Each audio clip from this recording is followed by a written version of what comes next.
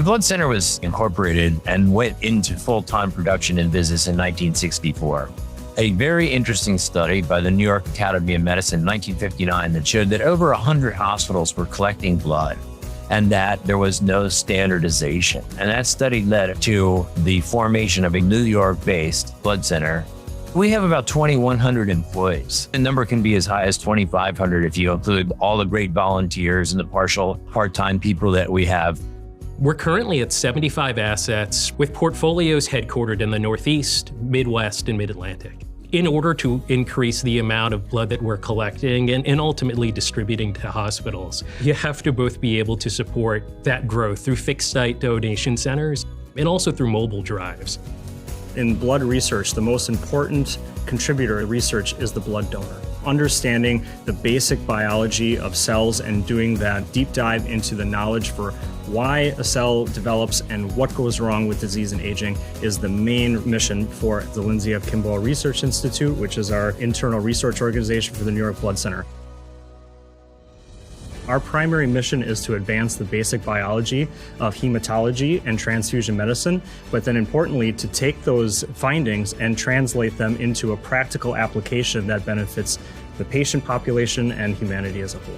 New York Blood Center has a long history of working with stakeholders. These high-level relationships are critical to not only maintaining our blood supply, but other collaborations. They're essential in our needs for blood and blood products, but they're also essential for raising awareness. We are investing in the future, preparing for the next emerging disaster or infectious disease, and making sure that we have donor centers strategically located where it's convenient for people to give blood.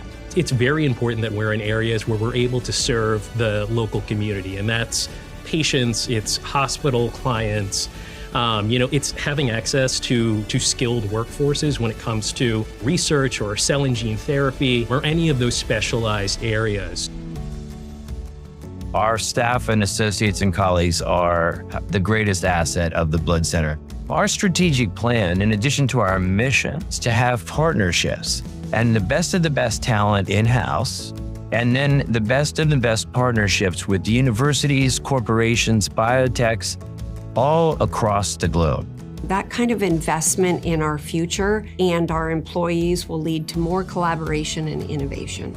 There's a quote that says that we all stand on the shoulders of giants. So in addition to having very exciting science about blood biology and disorders that arise in the blood, we have investigators that are very invested in training the next generation of future scientists.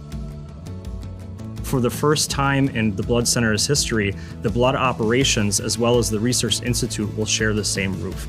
A single location where everyone can come together and interact at all levels. And it's really about sharing the dream, sharing the mission. Being able to build out these new facilities, these new headquarters and hubs, and being able to be a part of these local life science ecosystems, it's something that we really want to be a part of.